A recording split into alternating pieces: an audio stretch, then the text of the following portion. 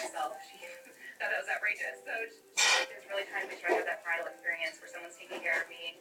She's been wonderful. She's kind of going through this whole process. Just the hiccups. From how I'm looking at it. How? In essence, she was asking me to stand in for her mom.